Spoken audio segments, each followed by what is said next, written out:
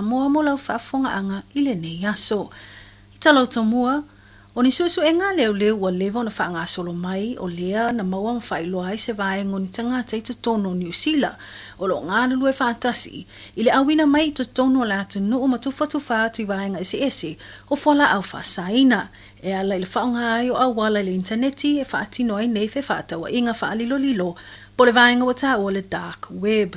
O le nei vaenga o whaingoa no le Operation Solana e taitaia le vaenga le National Organised Crime Group o lo whaatino ina le tele o sa ili linga mo le iwa masina e awhia ai ma mata upu le au mai tu tonu ma le tufa ina anto o whala au whasaina e pe o le aisa le methamphetamine o le cocaine o le MDMA ma le ketamine. E se fulu ono pepa whaatanga po search warrants na whaongai leo sa ili umai nei ngā iwinga I vaenga ese o au kilani whaapea Hamilton I le aso tofi ma le aso wharaile o le vai aso taluai. Ma se fulu mai tasi la tau na tāwhia ma loka leo ma le ano ai o whala au whasaina na tāwhia mai ai me se fo I o tupe na maua mai I nei sa I linga. Po talasanga ina le vaenga o lo nafam le wha mau popoina o nai ta mamati nā mātutua le pito nu o manurewa. Le wha la potopotonga o le Asa Foundation, le local board, mo se vaenga tupe e tusa le amartos furuafe I tau sanga taitasi. E wha matu mai mo la tau ina ia mawhai peo na wha ngai oi fuafuanga alo la tau po kalame o le wha liu le la. Le olo o feso swani mo le wha mau popoina o nai tua asina sina. Ma feso swani o la tau soifuanga I aso taitasi. O le ata sanga na fofola atu e le ofisa sili o le foundation, le afionga I ato filau esta to filau te vanga. Ina uatao au fia le local board mo le la tau ulua I fonotanga o mata upu tau pisinisi o le nei tau sanga. Na whailoa e tau filau I komiti o le nei po kalamina amata mai le vaitaimi o le whaamai o le COVID-19. Ina wata puni uma feso ta inga ma le mawhai ai e nai tangata mātutua o na toi ai ni feso ta inga mo lanto a inga o e ka le sia ma le soifuanga masani I to tono pi to nuu. Sau no tau filau o nai tangata mātutua ua whaingofia lava o nā whaina I le ngata I le tino ai o le whaalongona ma o nisi o taimi ua peo ni tangata ua whaatuatua nai. O le toa telo I la ato ua whesanga I mawhainga tātau se leni ma le ngase o le tino. O le sila mamau le nā afuai le amatanga o le po kalame ina ia mauti no lo whaau au peo na soifua na itua asina sina mai le Pasifika. Ini soifuanga e lātou te lango nai pea le whaamaluino I lātou le oli ma le amana I o lātou tangata. O le nei se lenia mo mia mo vaenga I peo le tsongi no ni no whanga o lo whaatino ai a lātou po kalame. Tsongi ai o le tāpina I no lātou mea ai tau mafa. Ma nisi o tupe whaalu mōle nei po kalame li tau sanga. Ine e mawhai o na whaatino a lātou po kalame e tai whaalua I le vai aso. Sa whesilingia e nisi o sui o le local board le vai ina ta itasi o le whaonga ina o le vaenga tupe. O lo o tarusanga ina. Lea na whailoa e tō whilau vaenga I peo na mua I tā ua. Na whesilingia fwoi pe whaafea o na ngāru lue wheso o tae le Asa Foundation. Ma isi fwoi o vaenga whaapea I to tonu o manurewa.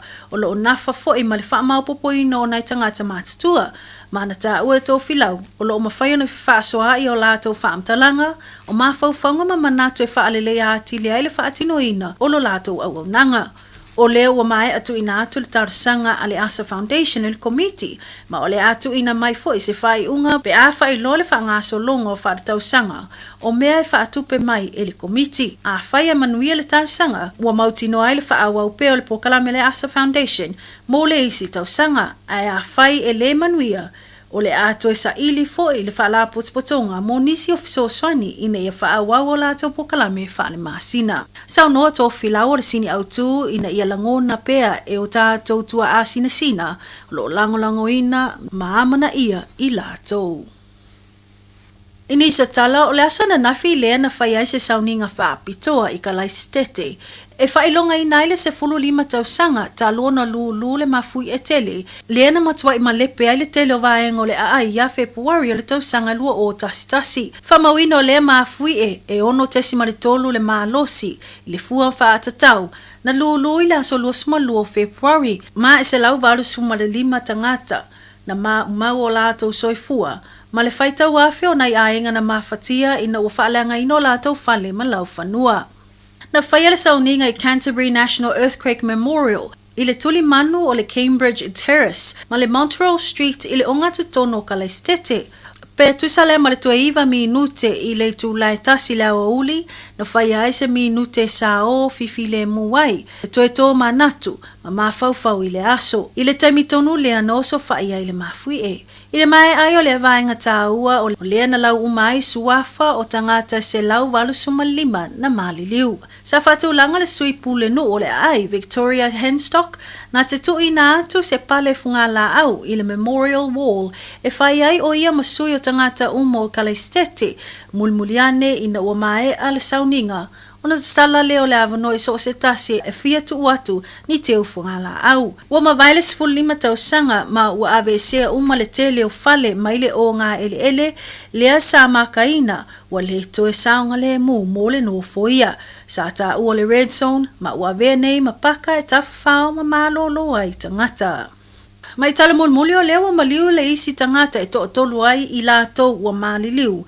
Mai se whaalave lave tau taavale na lave vea i le State Highway tasi i Marlborough.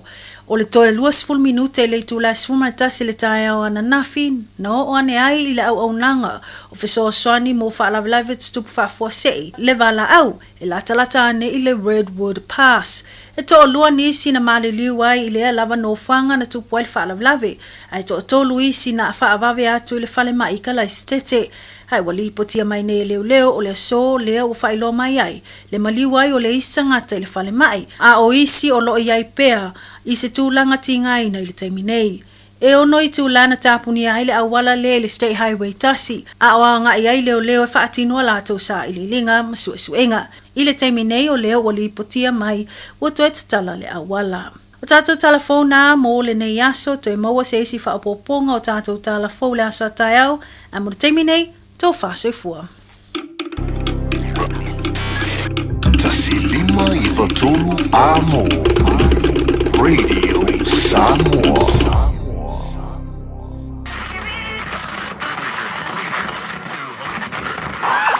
Ora usa sa fifia e lo tolu e musika.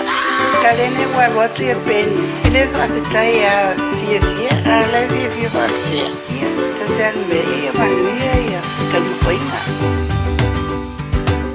Little imatautu malepeni sun lalai mulinu etaitu pito ia pia sio untau langa manaya le fepula fi mai le sami ota umau fetu le langi wasulungi ya umasia ukani a omasa bali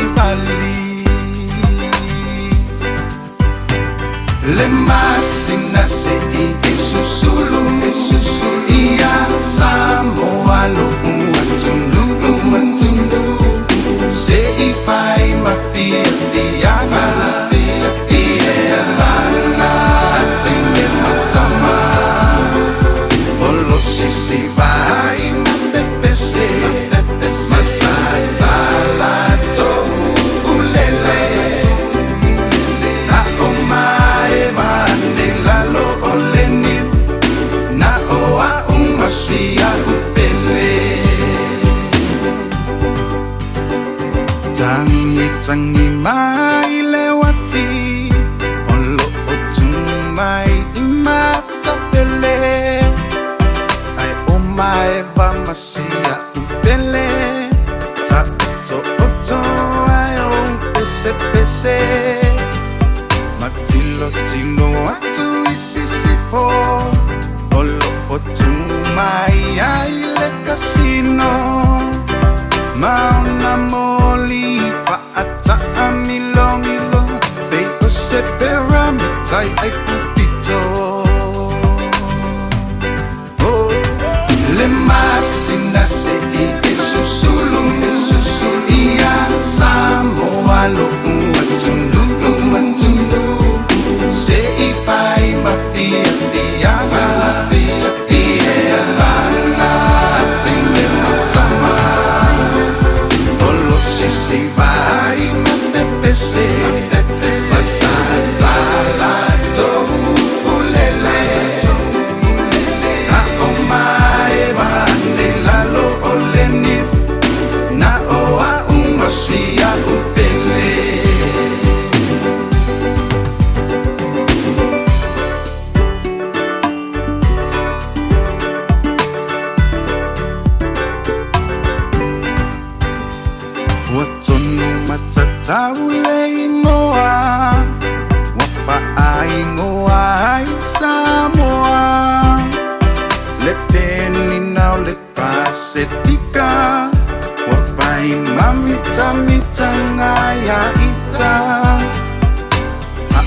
ona lauiloa ile lalo langi atoa walai ona to atele le au mai ngoa ia Samoa le masina se e susulu ia Samoa lo kuatunu se I fai ma fia fia fia la tene matama olo si fai ma te se matata la to ulele na o mai va ni la lo oleni na o a masia upele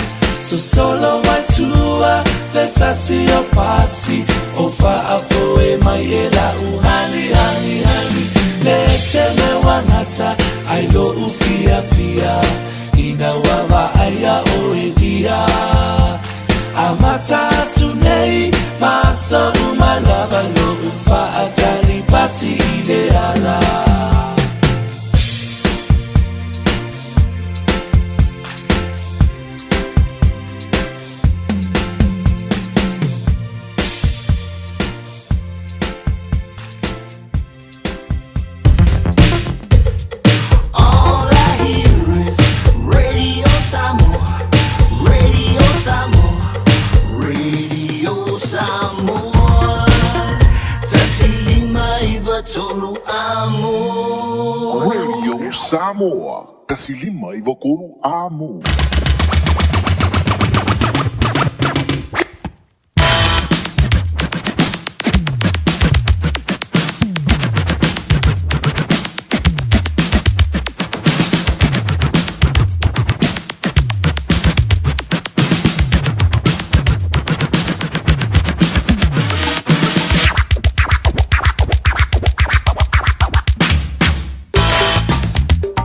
Le temele wala wanchi le radio Samoa le ya woni lo se antia se fulu mala vanu mi tu te nei le tu la e lua e le Aouli le la se mafua so lus fu mal tolu le masina o February lua fe no e pe ta tu li e lo na lofa e malona le la so lua mo le le masina e lona lua le le tu saka e pe ta tu sablia ya o le wa joifia se fulu masina le to le lua fe lo Fefe le vavi, peio le emo le manta, le vavi le alu, o aso le vai aso i tu lao le aso minute ma sekone, o fa pe i mai oi, le riva hengo la Aouli fa talo fantu, le tanto polograme la Aouli ma Fofogamua ia te oi, le riva hengo le aso malo, le ngā lue malo le fai le faiva, malo fo i le fa lo logo ti ngā, ma le tutula i le ia so fa tutu ngata so le ni o le aso ngafua i le vai a tuwai o whenga mano longa o whai ua le ia so ia meise le weekend pe o na whenga ye mo le tātu turu nei te wala loa e whamalo le fitalenga ia te tia pe o le ielo tau maftanga mai le tauna le lasi o le me fui stimulate mawantu le o tātu whaatiai i le polkaname la Aouli ma Fofogamua se o le tu lai whai la Aouli nei le me feo tu al fa talo fa ia wono pa ia le tua sa fola folaina e alo na firangalo ele aso na fi mo le fa mo le ia so malo le talo e malo foi ia le on site tamama tina ma tua fa ngwa sani le tantu wala leo e ma futo mai lava le te house ia le te mi e tobulu nga tua ia le tutua ale tantu o fenga winga malo le on site malo foi ia le talo mo tantu ainga e le ngante i leo le malo sio le ru o lo whenga i foi mga wenga amanta o le ringa ia so muli o le masino February talo siolo so longa le ia tātou ngā wenga tute e ma whaiva lo filima tono tātou fale whainga wenga Stemi ona tātou wanga ia tula ia le ilunga o tātou tala ia e peore i foi nisio vaenga ia o le sio le fia le tātou tono e mula timni o le la tātou wanga ia tu ia se siaki le sua o lau tāpat o le te muli na utu ele vai o lau tāwale o le te muli siaki muli e le suau o whape i mai fōlinga o pa o lau tāwale le vai ta ia ele le ia le whaima siaki a ele a o ngā le kia ia le whamai tole ala ungo anga ulo wanga so a menga ka o tu lek whamerika la le sido mako malo insia whamalo si atu mantua ma aveta e piki le whana wa onga i le nei a Aouli o le asonga fuafa malo fo i matua o lo lango ina le tau whainga whanau korisi ese o le party fest o le nei tau sa mole whaatali mai e po oa e na te unga whai whaavale so ona vali lama o ngutu ai le vali ma le whae te le vali le na o me vali e le tase fe Soia na foi le osi, se lava ua e o ti Se le mna o le sapu sui le au mai le masala Soia na foi le osi, se lava ua e o ti Se le mna o le sapu sui le au mai le masala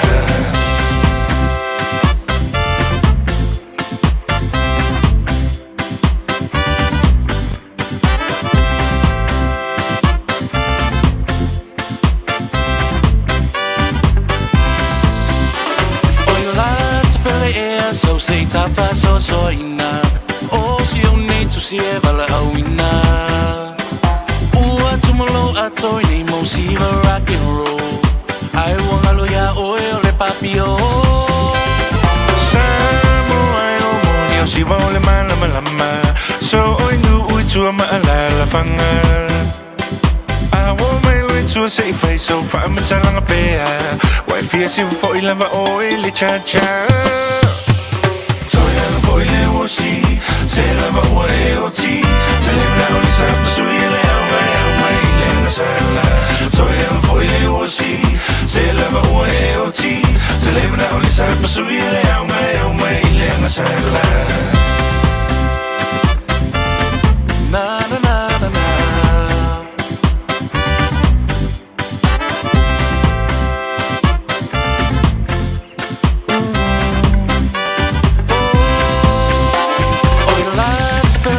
So say time fast so ina oh si oni tu si e vala awina ua tumolo atoi ni mo si va rock and roll I wanna lo ya oe le papio Samoa e wa moni o si va le mala o solo inu uitu amala fanga I want my lo tu say fai so fa me salanga pea Vai via si va foi lava oe le cha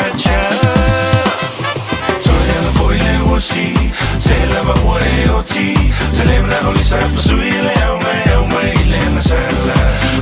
Foi le osi, se lava ore oti, se lembra olisa pasui le au mai le nasala.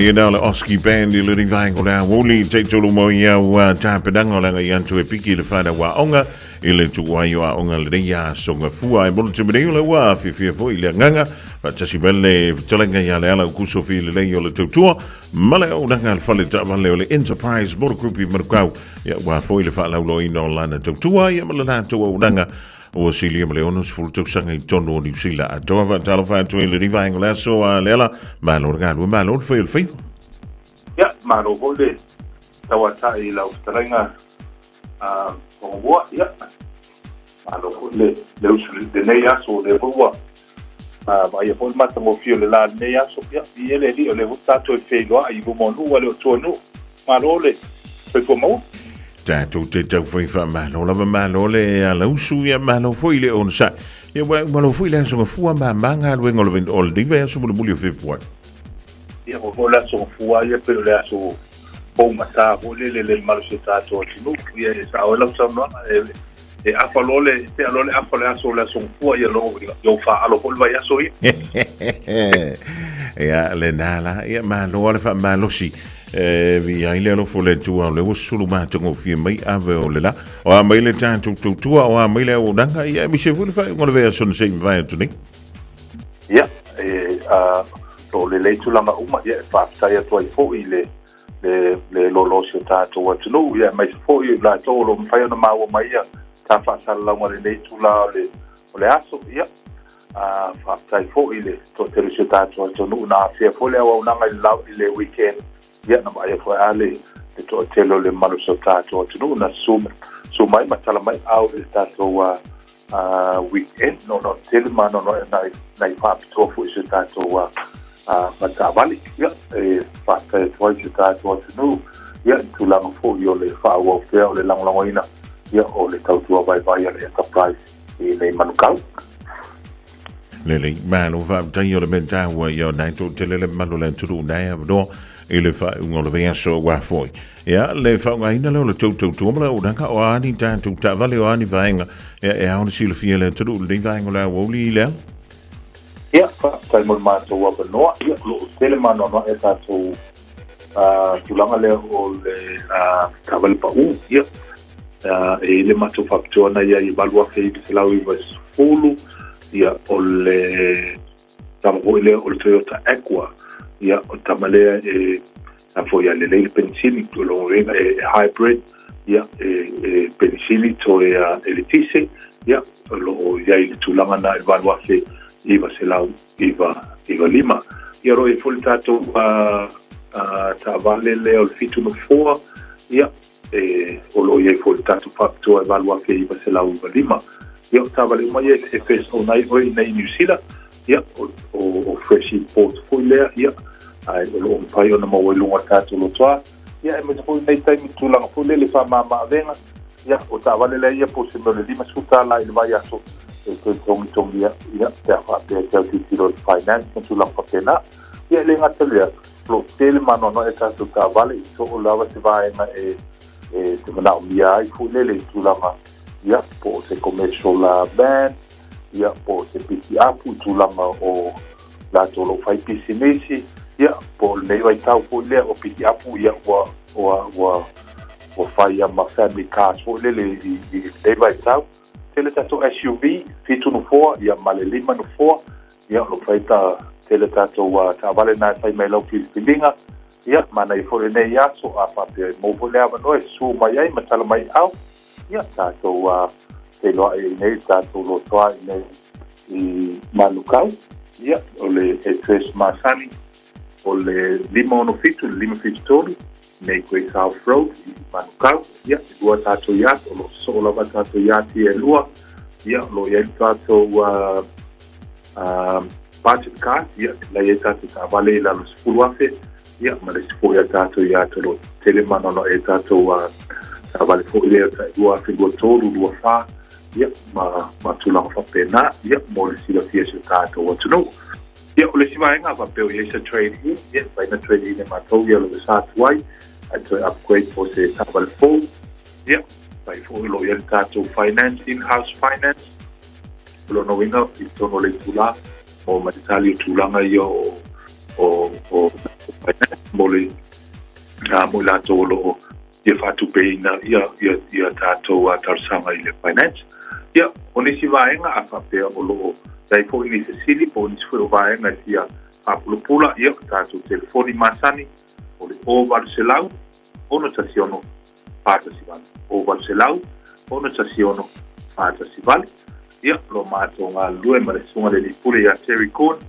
ia tamafo ia tawa papo ia po tau au nei o le ala o kusa pia lelei ia mo nisi whaamtalanga ia tato au nama e tala le fitu aso ia mai le iwa tai au i se ia pa ia lafo lima ia se o ile fitu aso le mai aso ia Fofogamua whaamtai tele lava mo le mato wawanoa ia toko mia fo le tua ia toe ma le nei aso i le kiute fo i mawhaiva le tua ia tato tapo inga maua se tato watunu ia tato e whewai fo i se lau momoa ne lo whamaleanga le tua ia tato e fo inga mo ne ia marugi tele lau singa o toi o le ringa woli le tofai ia le lau kuso fil leina o le Enterprise Motor Group i markau Vranglo iei mo au whaapsilina i tero fumoe oval se lau ono tasiono Fantasivalu oval se lau ono tasiono Fantasivalu ia pe fione dai le lima fi tolu Great South Road i manukau le mawhai o na e misia o lewa awhatonu le tu la e lua ia wa tauna e sauni janga i pikil whana wa onga i le tu wai wa onga stimia le o toe mamau ma siaki vale pe pa lau javali va pe i mele warren o lau javali ai va fele tu lang o le stala io ke le ame ka ko ke visi ile am tango so sto sang mi sei pilia o nga le fana o mea onga o atoa onga o se e vai a onga e umangi le masino fe o januar sang ya fe puan we fa longo toile le pi o tau polo kala mana Jalo fan toile di jango le wole tina ya sina le o mala ainga pe foia le fiong to tolia to bilau te standing le ma futo bile di ya wole man to o malava ave ta vale le wanga ya to pikil fana wa onga le temi tu wa ya onga o le ya sunga fu ta lo falava o le si fofonga le ne o Samoa le Radio Samoa. Good morning class. Good morning Mr. on a track. Ya ole a fight ta ta ta aunga. T49. Wow name. Luis on a track. Accent. What ya, on a track, sama dia so Jason. Apa turun A sampai A, ya. Baik, follow mic. A-E-I-O ufangala monu bisa TV hekaro. Boleh bro, ah? Rora piti. A-E-I-O ufangala monu bisa TV hekaro. Boleh bro, ah? Rora piti. A-E-I-O ufangala monu bisa TV hekaro. Boleh bro, ah? Rora piti. A-E-I-O ufangala monu bisa TV hekaro. Boleh bro, ah? Rora piti. Jalo fatu lema mano leva sengala Maima e pupula ile ngita wa inga abise eba e pengi wa amakale su inga ole vase ako sole fa asa o mele pena kasi Ika bili bile wasela uwa bebela kasi Lua kupulupu ba eba iba inga fai Kaule fa akele ya luma o vale sela ili Sisamo inga ile ngumelo apa o Kasi ka uwa salamo fule malo Lunga lakapi ile po singa inga ba e moa mole malo Lunga faka piki wasiki pipili yuka e malo Ole ato e fafa wa italo e ole si ele leile a ano I ole ile o so ile ma alili O ole ufu siva ai petefo Uu wati tau wai ole tai mi fa Fanga vayen fanga ita maiti La ngau aisa ole fang La ole longo ole tau longo A e I o ufanga la monu bisa TV hekaro Boleh bro, ah? Rora piti A e I o ufangala monu bisa TV hekaro Boleh bro, ah? Rora piti Chala lelo chala la cappuccino asesino fue medio le fa akele a ola le wangimo tum saho pule lava oe pe ama kamele o hey si I'm turning I'm to see us in a rock to the eva I own me long mana and a papa and I sing a song 5-4 children and so sing along I sing a ra I sing a ra I sing a ra ya o me ilalo ngase se me anga Momoa, nufoa I ole pinta fia itina Sa ole fawava Ti ole taule fia itama Diva alelelele ile ea He rota e mata utia Ka kirikiti rora piti Ole manulea e faitonga fiti A e I o ufangala monu bisa TV hekaro Boleh bro, ah? Rora piti A e I o ufangala monu bisa TV hekaro Boleh bro, ah? Rora piti Ya, umalon tu sila mina cusi Tapuni na papi Lewat sama long matuan satu ahoma Malo yang tu fanang fama los ni asu Si boleh nak fama nak cuma sabar Luis piau sumai tahaya oleh ahoma Arun poko jesu mai lang aserom notes Dere yang obat jaya manelina Tak pinoi tahaya Dia dah fiafi Talofa lava, mai le tanika kas. A fio mai e fili sau piki apu, daporke, o komeki, pe suikia, to e le da onon foa. E lua se furu le e mawa i le teminei, mai le lua se furu afe tala, iwa se lau iwa se furu mali, mai le tausanga lua afe se furu mali iwa, e o i le lua o lua tolu. Bahala au mai misa i le lua fitu o, pe fio mai i le tanika kas, i le fitu tasi fitu, Great South Road i Papa Toi. Wala au mai misa i le lua fitu o, fa o. Ua mawhai nei o na whaata wantu toa papa le Digicel I lunga o le upenga ta whailangi a le ClickX Pacific. E mawhai fo i o na lafo aise leni I le MyCash a le Digicel I Samoa, tonga fiti mawaruatu I le na o le 5 ta la. E le leile reiti aso taitasi ma e whaingo fia fo i o na e listalai. Asisiane I le ClickX.com e lafo aise au tapap a le Digicel. Pe lafo ai fo i sau tupe I le MyCash a le Digicel Samoa, tonga fiti mawaruatu. Morisi whamtalanga vla au le Olua tasi 5 tolu fafa. Olua tasi 5 tolu fafa. O mana mie o e pose isi lo a inga se fisoso ani tau fe malanga inga mo New Zealand. Imata au po pe yo le vaita mai no whana au po ngal wema. A whaia lau tali o le ioi, wala au loa Ken Fernieho o the Fern Immigration Services e iailana lai sene, ma o silia ma le se funu 5 tau sanga hola na tau tua. E toa tele tangata o fisoso ani iai Ken, imata au pu tau fe malanga inga, e awhia imata au pu na o atu le tribunal, ma apili le minister. Tanga iana e le Facebook, ma le upenga te whailangi I moli mau. mo nisi famtalanga wala au mai le Fern Immigration Services o luatasi, tasi lima tasi o lima. Talo va Samoa. Wa ule ne yo kasu tialu, awal suia ngila wa ule kio. Aeva eva mai ina se fudu lima iva kolu. Amo Radio Samoa. Vevela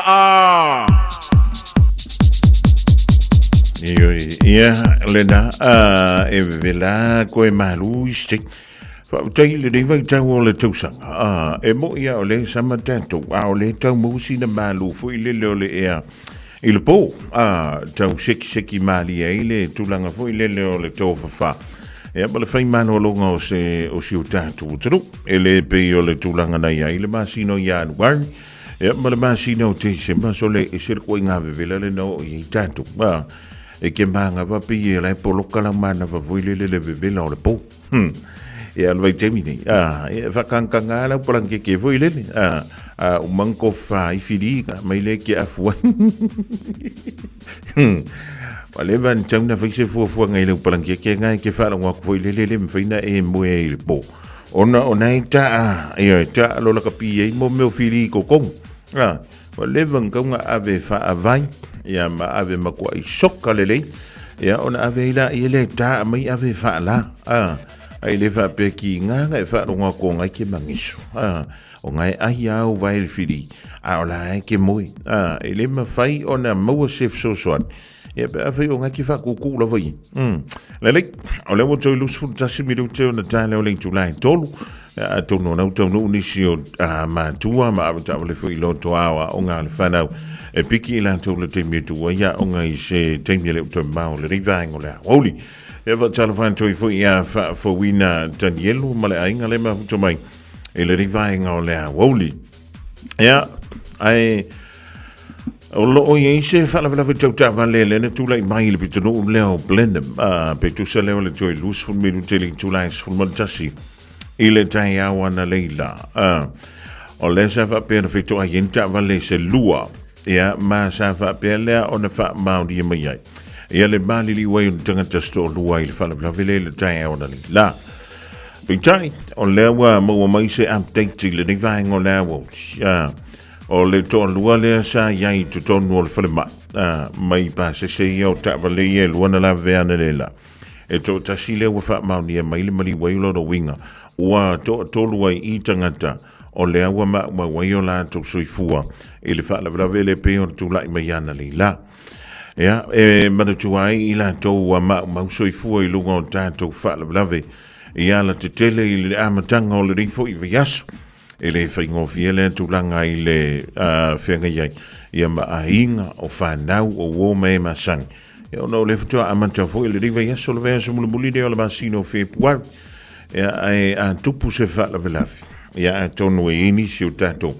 Wo o iai le langona le walangona ina e nei tangata. I le so na paule tato me whai. Ia o le mana tua o i la tō fui ia tato talo sanga. I le aso ma le fo iaso. Ia wala vai ia le tūlanga e peone iai. Ia le whiangai e o tātou malangona ia o le alofa. Ia malangona o le whaano no. Ai se tala pito i silio na whaano no le ala o whaitau antua i a oi. I le rivaengo le awuti. E langona fo i lele e wawena i tai mei o whaana vlave matau tia tūlai mai tono o le anturu unei o New Zealand. E le pa ki la no lau le tio fo ile ia pe ki la no lau TV ia po lau telefoni o le fa ala vela nei na tula i mai na mali wai se pepe se fuluma sina le matua o le utema na tua le taimina o feita wina tuele tala lea i le tausanga lea na tula i mai ele fa fita uli lea o le tausanga e lua fe lus fuluma le fa e le mawhenanga lo i entia o le matautia o le neia solinga tu la fono. Ona ea a fia aise anual totu. Ai o lela ua o mai le wha matalanga fo i lele ua fesilingi ai ia se whirangalo le tama. O le mata ampundeng na maliwa ia se anual totu le se fuluma sina le matua. Ea mai safa pelea o na wha ngā solo i loa. E masu enga ale matanga alwenga o leo. O leala ua whapelea o nā foi. whaanga solo ai. Ia ma le tūlanga i le whaamsidonga, i le whaamsidonga ma walunga. Ai o le tala mua po le whai upu mua leo te whai tau atua i le tala lea. Whai mai. Sa le mana o le tabao lea alualu toto, i se pepe po o se tamaititi. Ia mai o le teimina ia i loa muli ane ai, o lo o maitanga ia lana paanga po lana pāna. Sa ia whai antulo iai, e whapele ona whapawina ia le pepe. O le ngā ioinga le nei eli sa whai, sa ia tosoina lana paanga i lunga o le moenga. Ia ma sa whapele ona oso suai i ona tuli, i lunga o le manawa o lana paanga. I le mai ai o le iwa ma le awha masina, talu ona whanau ia le nei pepe. Sa whapelea o na whasiotia lo e le li le sua whaia ali, ia lo na tali. Ma sa ia whaonga ina se malo si anga po se force. Sa whapelea o na aafiai ia le ate se tulo. Ia atoa ai ma se tasio vaenga o lo na manawa, ini tu se lua. Utango e tu whatasile o te lenga o le afianga o sia aluon toto. Sa whapelea o na whamanua lia le nei aluon toto. I se tasi o aso. O sa uni le ai ngai iai le mea e anga iai. Ia le urunga li i le ama sia la tama. Ia mai o le tulanga le nai pi o na iai. Wa umala na wha o lima iai le ali o ali ilo na tali. Ai tango toi fosi fo i lele e whawhanga i le menta o le wheat pigs. I le teimi lea i le whamtalanga a le fo mai o maliu. O le teimi tonu lea a tonu o lawa a matana piliki to tonu o totonga o sinei aluan toto. Ma o le mafua angale na sa lima whai ai o na ia aia, ia pe tauma whaina. Ia le wheat pigs len tam whailon ta mai fosi atu tonu o lona ngutu se i tulau. Ia, mai o le tulangalda. O lea o lo o whailo mai le mata upuile. So, sa te ele li o ani, i ona mōlianga. Peitai, ina ua ia i o ina, i a lona wha o ina leo manuanga, i lona atali. O lea lau suia mai ai le mōlianga, mai le fasio tangata, a ngā i le fasio tangata pa i valea. E whaisio ngaonga o tala anga o le tūlanga e peo nei ei manuanga o sia alualu totu. E peo nau whai atu le amatanga a whai o eus tangata e tele fia i toi ngā whaamatalanga ia i mata upu whapea. E le reipea kiki i lano lau leitio. Wai wawei noso i lunga lau le fia malo wita. Mai o leita tele o le li o adi. Ona sa whamaila na whaamatalanga na pepelo antu lana pa anga ia teia. E le taimi mua na sila fia ai pena la i loa. O le ua maitana langa pa anga. Sa whai ai e ave whaapa upitai. Moli ane na iei loa ai.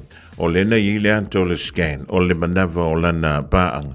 Ia mao ina ala lena oso i lua ilunga malo naita. Ia, o le taimi na tango atu ai. Ia le tidai le aso la valea na tu ai e o ai. Ia malona to lua leo alima le la pepe. E tango atu siana tamafa maila na whamatalanga. E le ngata ina maru lu le tino siana tama. Ai ua foi lele wale mawhaiona no foilu. Lono winga atu i sisitu. I le teimi o le taia o le tu wai e whaata e le mawhanga e lontama. O le teimi lea na ia whaatino ai se soli ngā tu la fono. O le whaao o lima tūnga i lana i e po lona atali. Lena mafuai nā whaina lo nāti. Ma piliki e losi alo totu soli kālo whai. Ia. Sa whai maila na whaamatalanga na tau mawhai e whaate i le tamaititi peita. Ia, e rei se mea na mawhai o na whai ia. Ia, o le tūlanga le nai pio na tā ua atu ai le rei vaenga o le awu. Ia tātou maanga whangawhai le vaenga o mene i o whana. Mai siana i alualu toto. A wai le mawhai na tali mai i lau sa wā po le tātou sa wā. O le sasa ma le tā. Ia, e miseo le ato stausanga. Solitalo fai. Fa misele ngango le tua isia ai. Ia ai peo no fai atu soli. Ka ki ngofo mo kwa mafau fau. Ka whapea. Se makua leanga ke le koe ngā me whapea. Ai o meo lo tutupu i le dengi o langa. E wha madantua tua ia i tātou upa. a fai le lavalo on sa I le tausinga o le whanau. O lono inga, I le au ngana e whai whanau. Ia antono le mafuanga vole na le na whapea I le ali I le amatanga I le fia mana au I se pepe. E le fia mana au I se tamaititi. Ia ono le lavalo on sa. Ia e kano fai. Ioe. Awala ia ka koke koe lima keke. Iona se vai Falling mai o lo tau sa ili sina tupe mo sana me ai Oi se talofa isi nei alu toto E ai ni o na wo Lei loa fo iso na inga Tau tua na matua mai lei o le whanau Manui alena mo aso asau Se ainga o la fia fia o le alofa uangia ngia O le tofi mai le atua o le whanau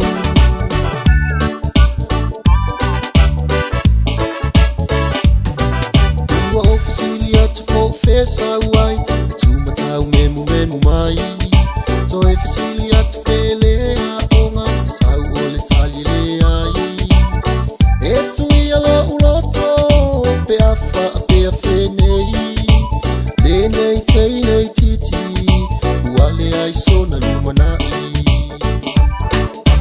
Tau tua nama tua mai lei o le whanau O le manui alena mo aso asau Se ainga o la fia fia o le alofa uangia ngia O le tofi mai le atua o le whanau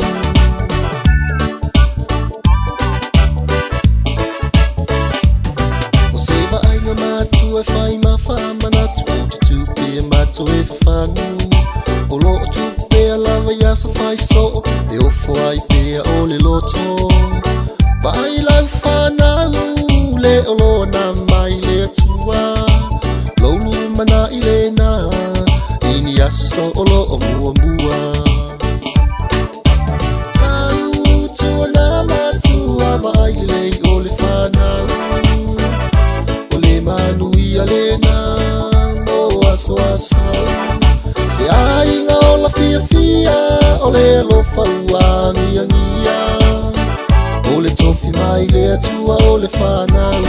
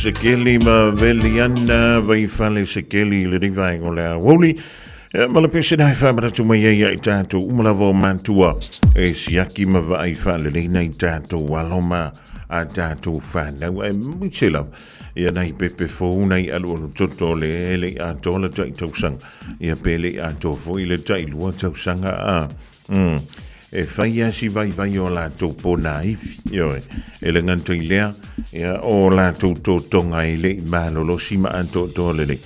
Ai a o la i ko ai ngā pōle pō ai en tātou le tamaititi pēr e whaari. Ia o nā tupu mai ai leo pēwhea e peoni ai si alo le toto le nau whai atu. Se fulu māsina ai mau I loa I alo na tama. Tālo whai. Tava e sia tava talo fan to le rivango la Aouli pana pa sila faunga wenga. Selina Siosi male ainga va pe foi junior fu mo mala ainga na Brisbane Australia. Christina Januvasa mai melepone Australia. Ja, va pe foi antile Johan family Angeles fanolo o grandson. Ya MJ Misipati yono le ava talimentanga maduriwa.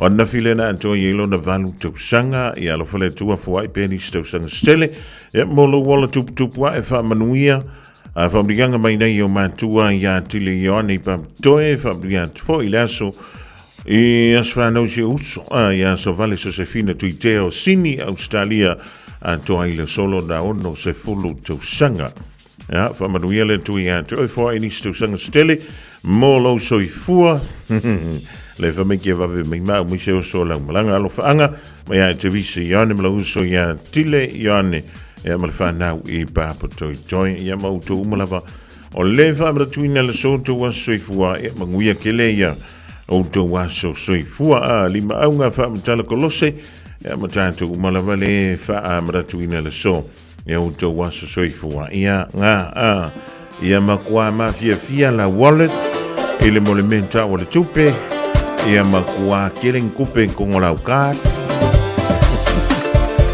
ia waini ingalo le e ana me uma ia tanto te ai na o sio mo ini ana lava mai fa tai ai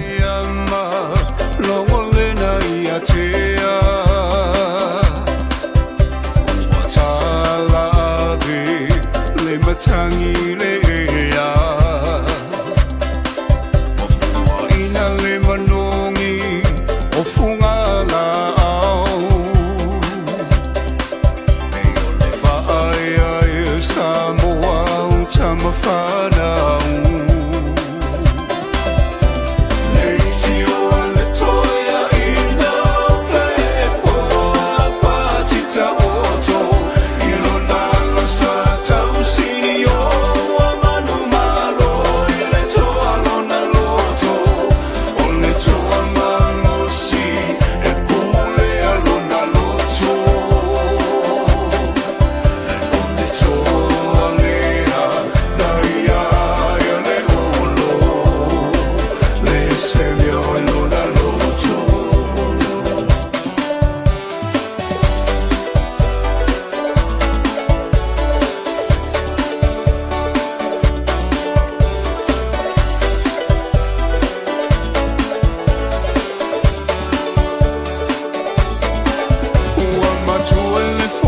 Samoa wana o lava ila lulangi tele o fanga tamba tua fale le papa tuma fale le moana e uina e mativa ai chau ma fai lava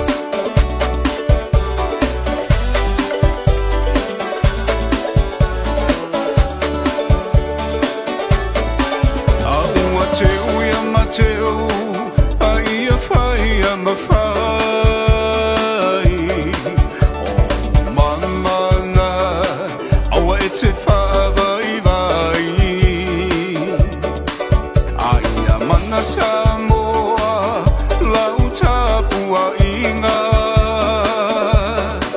Peona talo lua tuna mafatai lo la lo faiba Ose faiba tapua inga le mea moni e manuia Tawina ia e mana toa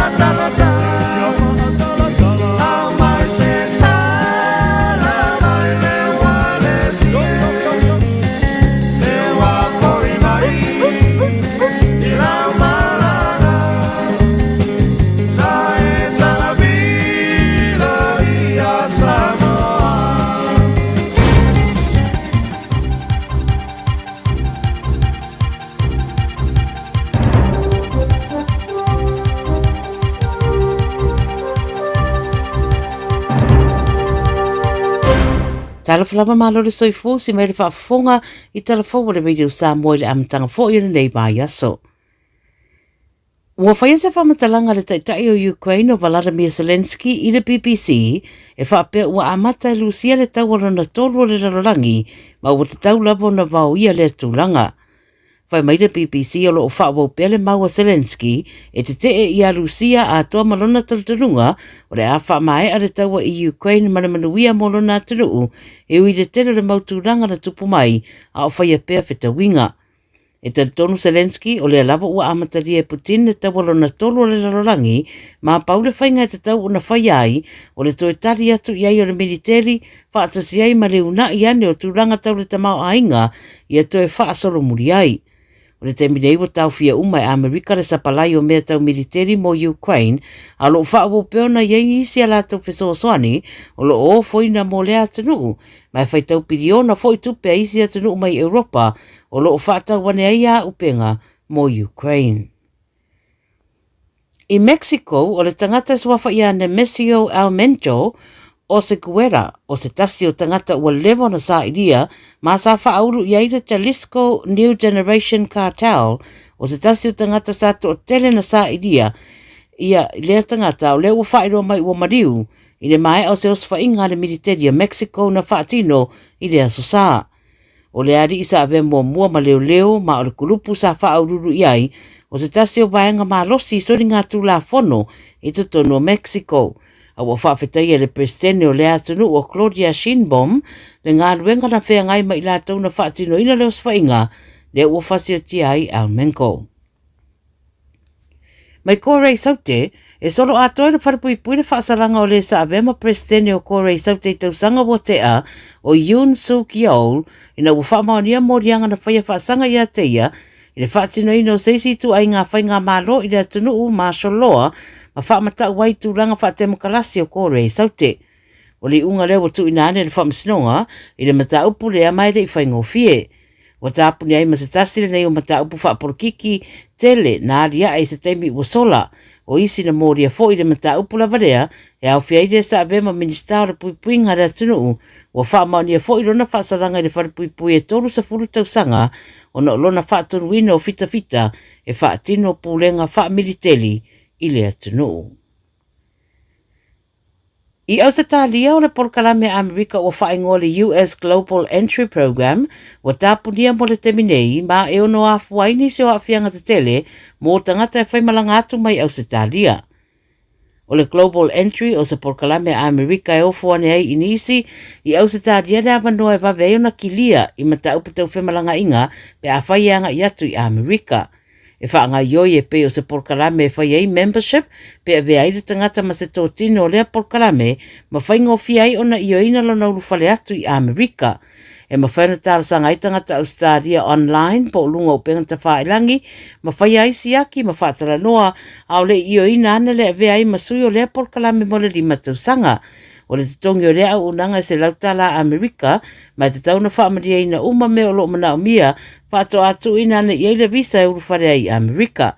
Lea lau whairo mai le so o tāpunia lea porkalame o no nisi o fuafuanga whai e le whai ngā malo. Peo na whairo le Radio New Zealand a le 9 News. Wa upuia le vaenga le Democrats a Amerika le tāpunia o lea au unanga ma tua ia ai Trump malana whai ngā malo. Ma le tala muni mai New Zealand, o le taitai o le tuangai a New Zealand Chris Hipkins, wa tau rai ana whaamatalanga I le whainga malo ma le tau o le soifuanga, e meise o fuafuanga I whaatatau le tau ma awhianga, ina ua whaiala na launga o le State of the Nation speech I Aukilani. Na tele I whaalauloina nisi fuafuanga fou, a e whaawaula na poromisi tangata lau tele, o le a SS leipa o le a waa ai iai, mai le leipa sa iai le lua apelua tolu, ma le whātu tope le tau mwhai e whaia le tele o mea I se taimi mawe, na lusi ai ma le tau la inga o le waai, ma waai ai e tangata New Zealand le si itia o le tau o le soifuanga, le mau o ngā ruenga, ma se tamau a inga ua whai titia. Wa fola mai nei la Hipkins, pe ona ripatia le Radio New Zealand, le a awere wha mua le tau o le soifuanga, ele leipa, e maise le university au unanga e a tiri whaale le iai, le tamau a inga ma mauai ma ngā ruenga tangata. O tala ia le Radio Samoa wa fo ila whaafonga mai le nei a sangufua Pa mo mo to fero fo i le temi fa pene dia so ta i se si fa poponga soifua.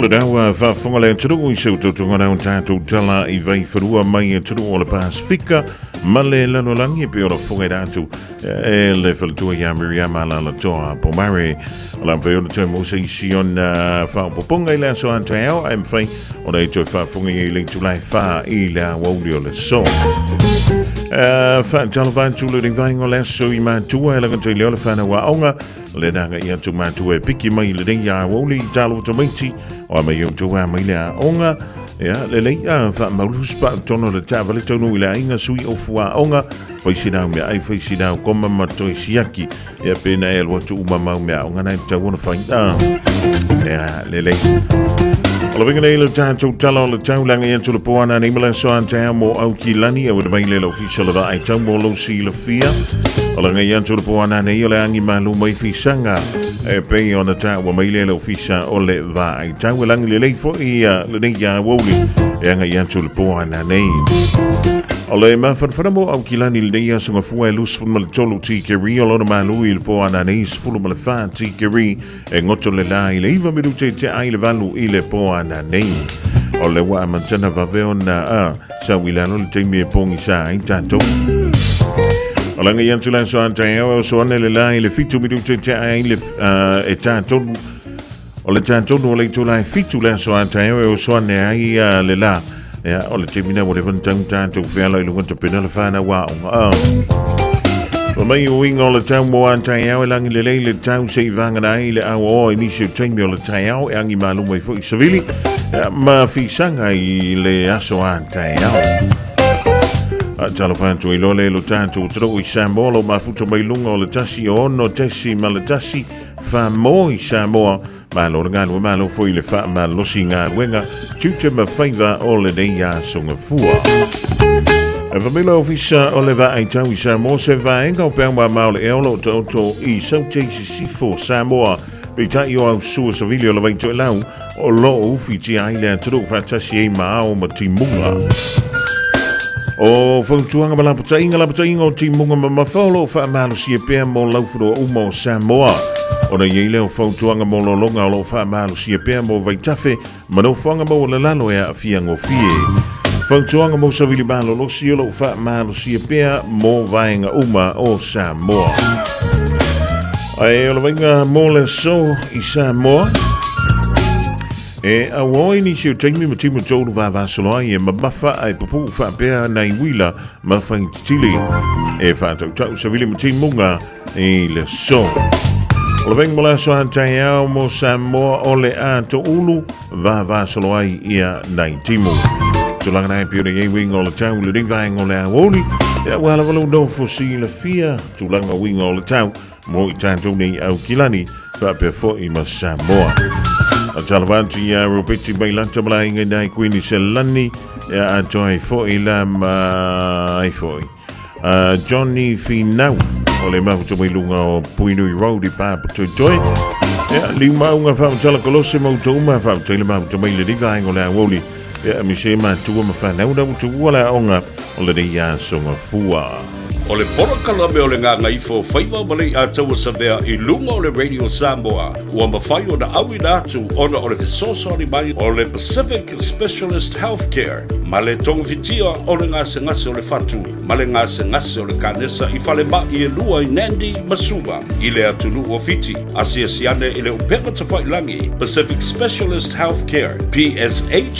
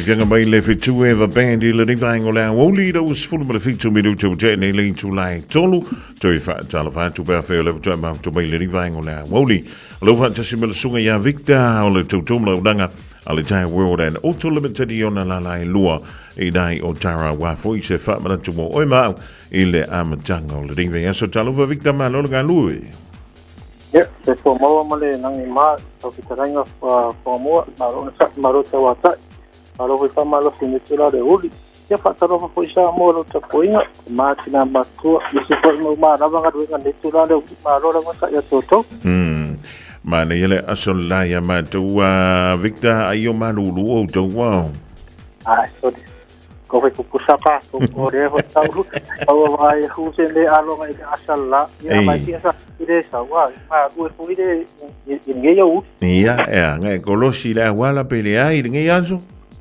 ya kasi ko ros kasi ni aso ya ma la ya ma ko keren de ai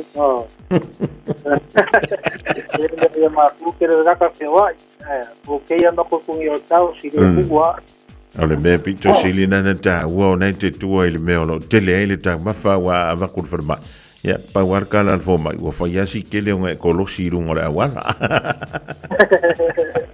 e ma lo nga lo Victor ma lo sai la matanga o le ria ve so mulmuli o le masino February o mi an tanto fa ma dan tu ya ma tanto fa do wa le do Silvio Samoa le ria o ya fa mo ma no ma to fina ma to compensini o ka sene to se aneta toro ka vale ma to pam i va tasi le wo tala fa ma po tito tala fitu fa seni o ne ngalo o ngoro airport ka tek singa to folela wa airport ka apa pero moso kan ai facilitan ka to pam bo so soni mo oi ata folela lo con kesi ya penso visio do suriva tala ye seni apa to reanga po elea ye amalu wa ko de penso visio a pio wa tu puscariton so so con kesi ho umana visio con lo wata to pompesin ya one ngalo pe umana utro ka vale o tu la lolo swasta matanu me ma to pusa fo mon saunia va ala ga ma to si mo se to swasta mon malo so na to wen por como ni da mo to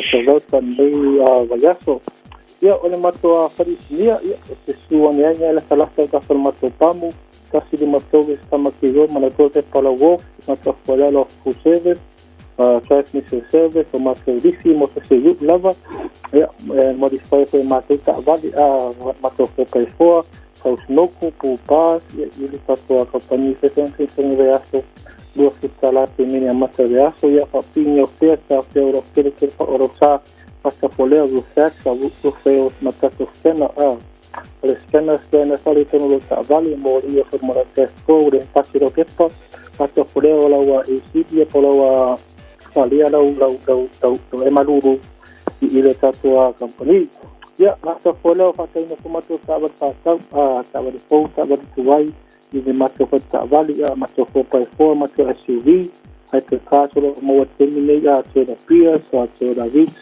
mga se pensing mato SUV mato foiler o mato van mato kai ko man modify ole Provenza ole Hilux o man lisi ka manaya le ke kore sa fa tau man ke lisi ole pupa no como fa PF mato yu o telinga pero telinga le mato ka vale a fa peche insa tagal swai fa se fa tagal ko tarifa mato na silanga ko la me se sumai se apalaya mo mato sa vale le sende todo más dinero pensé en la crisis y más oferta vale ole más oferta vale en el caso con más política con los modelos mestos sí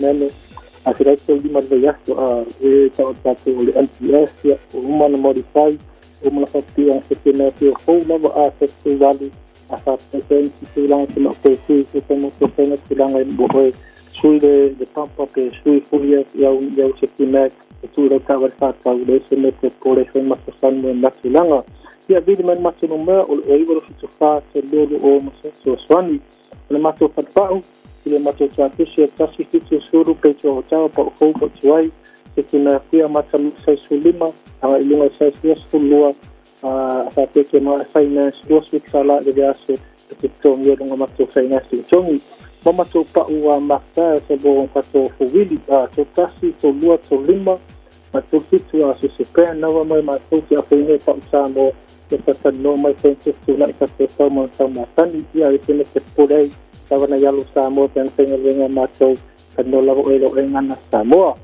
ka pela ai sui po falo ta vale el pare temo po ta vale sui po fa lida wi alignment ni le mato a pa o ngata fo lea o le mato a mako sloku e makamaka i lawa i mako whare e lawa i se whaingo e natu langa i le man mato a te foni o i warki pasi tolu tolo mato sosani mo oi i le mato whalpao ko kaifonga mua bro lo Maru jelinga wenga o joy o le neia so nga fua o le sunga ia Victor wa Vilavo ia mafunga tamu molina o le tautumara udanga le Tire World and Auto Limited iona la lua i dai le pitunu o Tara i seilia ne ai ia se au udanga talafia mule leimo oi ia malo ai ngai le dingwai tau o le tusanga Vatalavan Jerry Joseph Family ngai point England va pefoi o jo malavale mau jo mele ya Aoauli sunga le fifi au ya au pa John Passy o ai foi tuia la vai tupa ile lei wen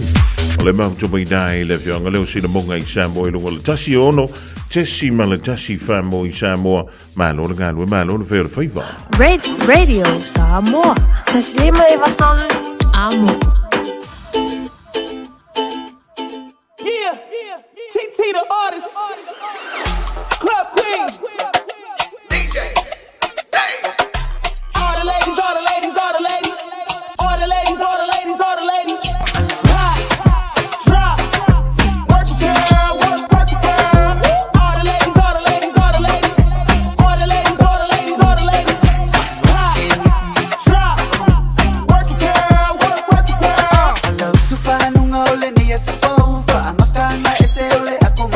Se vai kuso kuso ale banga pala falau mo popoki mungala ala ang faau poki niki le fino laula ngale upungo mo popo mo mafafai yai sina matsengai pobi makua ambanga kua asasi ko kong yung lau sala kala akatala jose mo iya kama solid this is my life ngo po ile maumang ko anga ingalue mo mama and papa ese ale office ese fo ima umanga pe iya vai on time kama singilau pesilipi kasi mafanga Aki uma pulu ole fanga drop ai au parse I komara utama winana ole olanga ese uma lava tangata Ekilunga elalo de work na kama ekilunga elalo de work na kama ekilunga elalo de work na kama sole resiko si aki uka ile ma umanga alo unga idefa ari ngana ukikara esa ule ma umanga ego maila ikama ngei au manga sole ego mai do ile ui mai sama de pala pala emu mane pe asa asale la oso igele ma sole yanga de sole kama eva mai kuile oso ego wile lei ka wile lei ma so ope e akale fama ifika ikinga ofisa asa kama ipe wala ase yo fama kala kala le winga olinge kala kukusa ole ofisa ma ile ma umanga au onga fili wa ama ma wa fa bangu yanga enga kalupi ma uma ai ula pele ko anga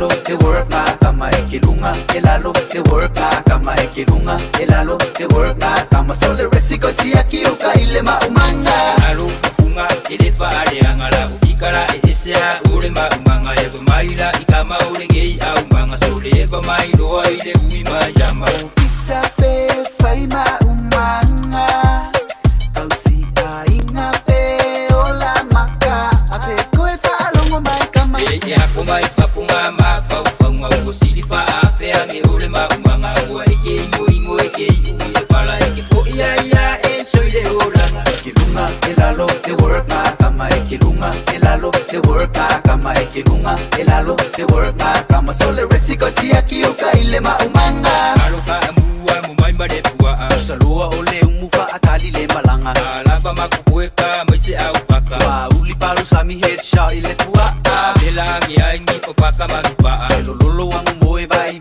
ai kamaka ngumu ile sami sole mala para okamaki Samoa mangui ale malanga ekilunga elalo te work na kama ekilunga elalo te work na kama ekilunga elalo te work na kama sole resiko si akioka ile maumanga alo unga elefa ale angala ufikara esea ule maumanga eba maila ikama ule gei au manga sole eba mailo ile uima yama MEOK with 30 ground, let's Can go. I call you my boo? Yes, you can. You call me your girl. Yes, I can. We can roll down the street if you want to, lady.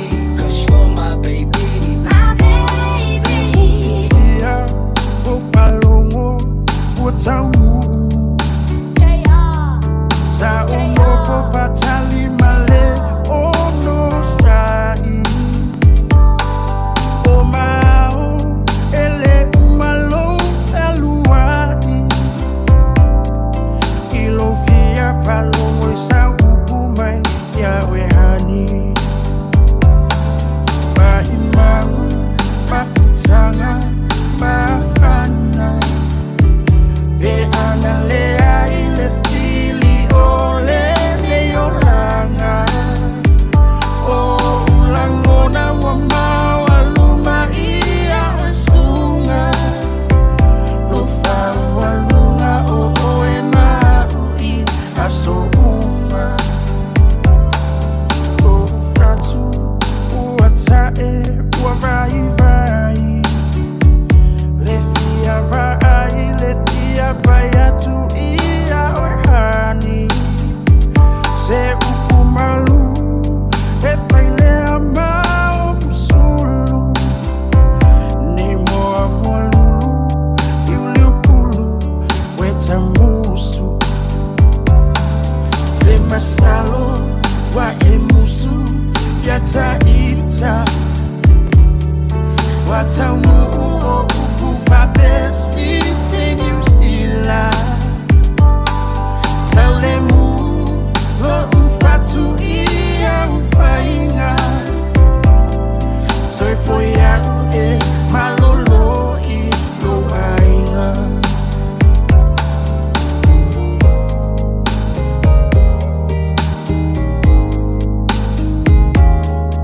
Otefia faya tu masongi yo fofonga. Tinga ona leta uetu maukele lofa. Aoe uasui ila uvai. Sina upuseta si otefia. Always crying time again. You're gonna leave me. I can see that far away look in your eyes. I can tell by the way you hold me, darling, that it won't be long before it's crying time. Oh yeah, well, you leva yo sina. Pele e apule oe ila ufili.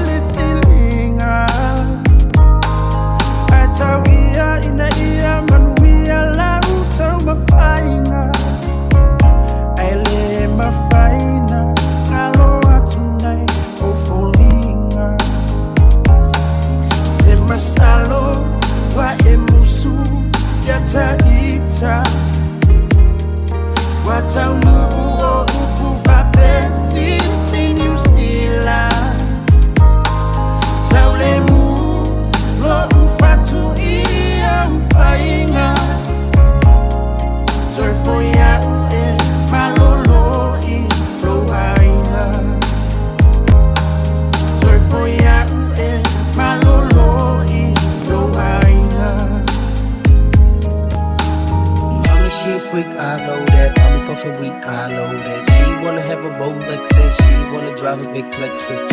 I suppose that I gotta buy her anything she want, but you need love too, right now, so I get it done.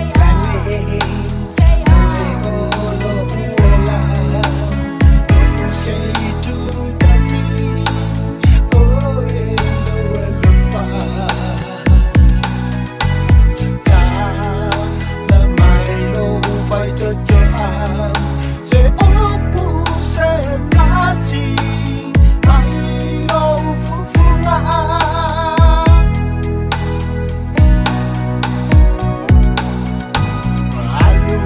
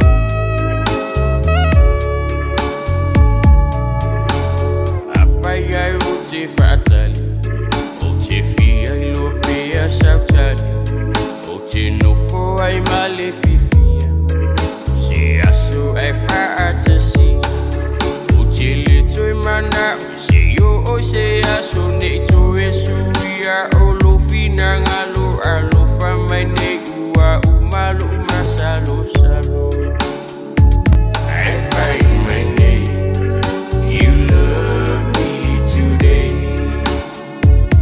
I find my name You love me today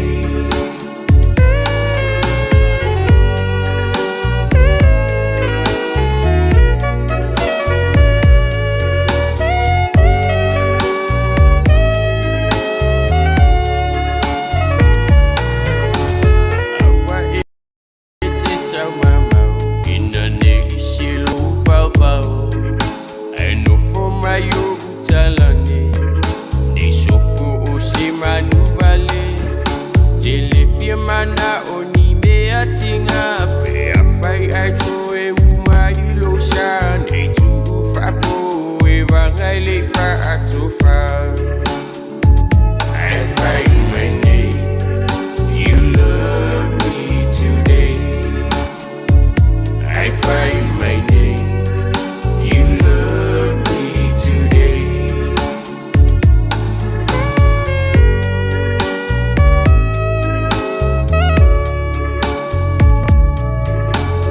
Apa o soulanguna Ai mauma wa yo seula Pe a whai ai o talika Tatali iso alofa O tele tui mana o se yo o taia o alofa mai ne Ilo sa umama o awa o talinga o le fili o lo ta fafao I find my name You love me today I find my name You love me today I find my name You love me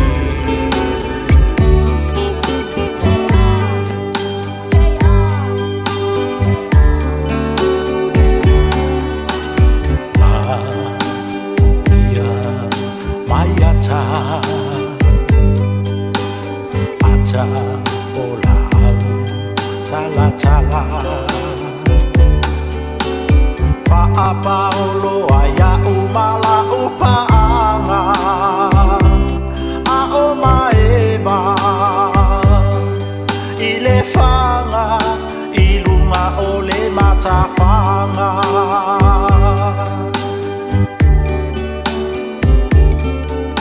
Fafati, papae, maingalu Aho, volasea, semana tu Iate oele pele ilo une fatu Ta umaya So alofa, mo ita ai etele yalu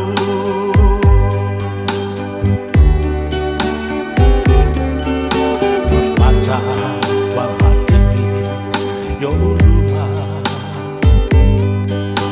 Itako mai fusi ato ita E sulu mai fo ilau mama ilo une lima Ma etangi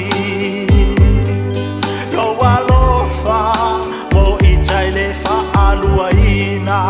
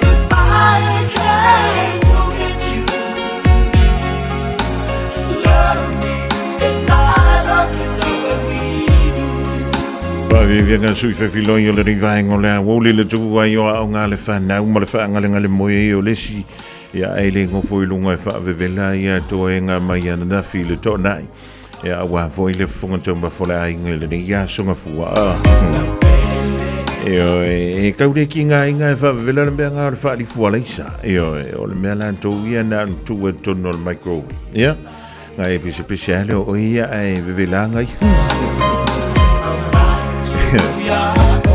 ai ole ali le ben ko puri ka ronga vai ngora vai so ni lo ke vai ko ma ka ki le fare ko ngori ya ele museo do e matamata to i talo ngora vai ngora vai so le super rugby ya ya ole falling mai so le e sele tu langa le na ye le talo ngala mona Pacifica e mo le hurricane se pe ora va to do ina le vai ngora vai so hurricane se limas fun ma le lua mona Pacifica e se fulu o le isi ta longa le nefto yele waritas ma le Fiji and Drua o le waritas se tolu se fulu ma le ono Drua e se fulu ma le tolu se ta longa fi nau le na faye i le va o le Highlanders ma le Chiefs ia o le yunga o le ta longa Highlanders luas fulu ma le tolu o le Chiefs e luas se fulu ma le ono o le ta longa na faye i le va lea o le Blues ma le Western Force Western Force e tolu se fulu malelua, Blues e fa se fulu malelua. E male talonga malemuli le so na nafi le na tau ye le Crusaders, male Brumbies e se le tulanga le na sa wele Brumbies le so nafi ayo le talonga e na ua mai ale Jamie Brumbies e limas fulu Crusaders e lua se fulu malefa. Ya e leo le amatanga o lona fa i unga ya o le suinga na pe o le yaia le rifo i tausanga. Talonga o le ringa yaso e pe o le Saudi e tuele bona Pacifica e ftowi ma le Western Force, o le Reds o le apingi ma le Highlanders, o le Drua ma le Hurricanes, Chiefs ma le Crusaders, e ma le talonga ma le muli i le astonai, o le ftowi i le Brumbies ma le Blues. Ya, o le tamsanga, o le Super Rugby le rifo i tausanga, ia. Ai ma lo la vole un sa i le ringa o le Aouli a o tau nu le fale ma le whanau, ia le da wa ai fa le mea o ngala ula ai ki ngā ki fu ala wa kuska me ki kope o he va pe wa ngalo la wa pi o le au se o me foi ngau mai ka ko ia sola to se fulu mo le fa minute ona ta leo le tu lai fa ta fa o tala i vai fulu mai le Pacifica ma tu no la langi fa tala fa 12 trenga ia so alo setu mua le mauto mai Samoa e lungo le tasi ono tesi ma le tasi fa mo. Just think a minute. It could change everything.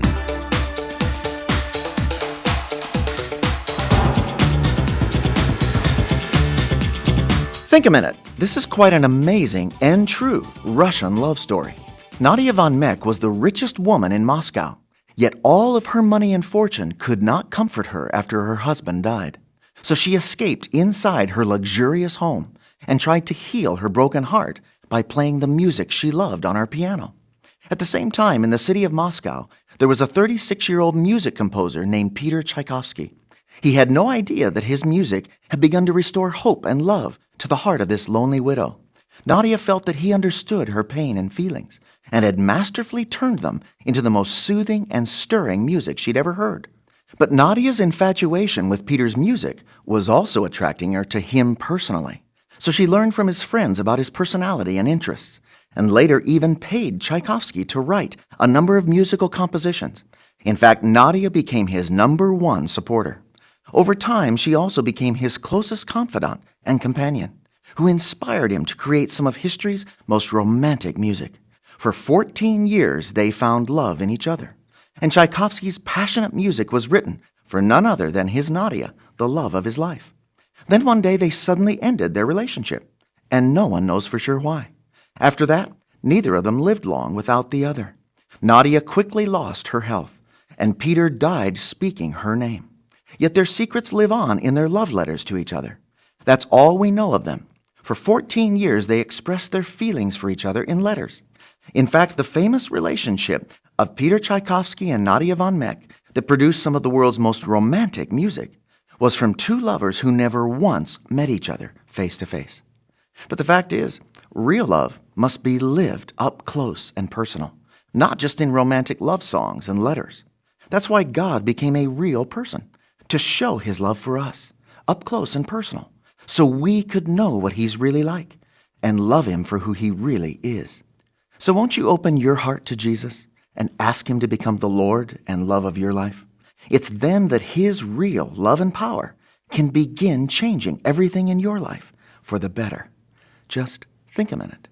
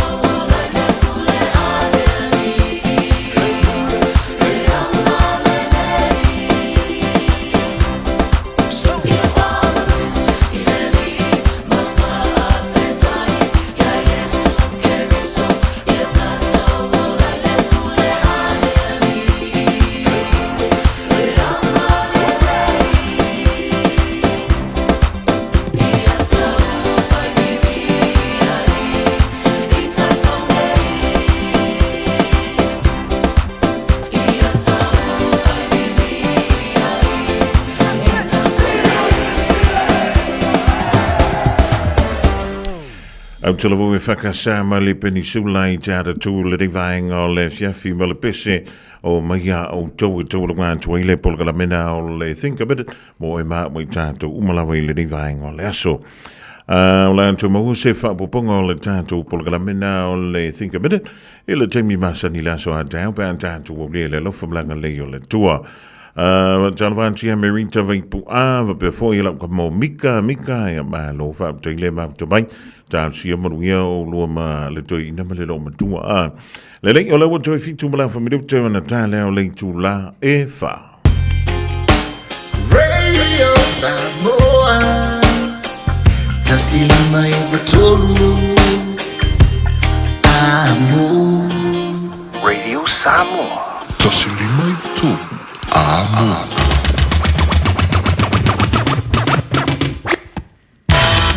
Ua taulunga tuina masi tautua mo e Samoa le rea sunga fua whapti tele mo le tātou maftanga mai le Aoauli ana leila si o le mai fo le vaenga o le fiafi o le singana o le tauta mali e le tātou maftanga e poto le tautai e le timi sasi lana vai e lofa le tuwa te te antu lo tau soifua e ma le mātou o le las fua tau toi fisila fai Iluma no ai leo tu no le te pena mai le sa le fionga ya le antou savea ya male tato por kala me la ga ifo faiva le ding fo ia fiola so fo se yo le tu lai ono ya amatalia pa mai tato tala mai le Pasifika male la no lang maru tele la singa ma fo ngo to le ding vai ngoleso ya e vai ya ne tato fa now ya fai fo na ya nga isa vali vai le ya o da la vai tele tai fa we fai matuli o so nei lu mo ma uta fo le wala che wa fai nai si o dole fa now ya mi se le va ai nga isa vali ngole fiafi ma no wil ni fiafi ma da tu au fala au Solo impatautu male peli sulla mai molino le tai tu pito ia pia si o utaula manaya e fe pula vi mai le sau o ata uma o fetu o le lani e sulungia ia umasia uhani a o masa vali vali le masina se Yesu solo ia Samoa no uatulu se ifai mafia fianga ie mama atene matama olo sisi vai mapepese matata lato tulele a omae mane ilano ole na o umasia upele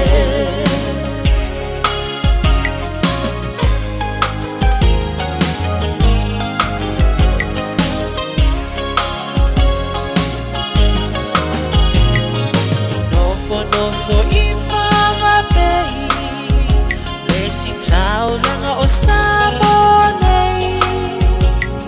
ai mana tua pea o polu ole ingole o su o motu ele mafai hama o nangalo le tape mali o mai singano Nofo ai tine matama yung alona awala lau papa le pasina se Yesu solo ia Samoa no uatulu se ifai mafia fianga ie mama atene matama olo sisi vai mapepese matata lato tulele a omae mane ilano ole na o umasia upele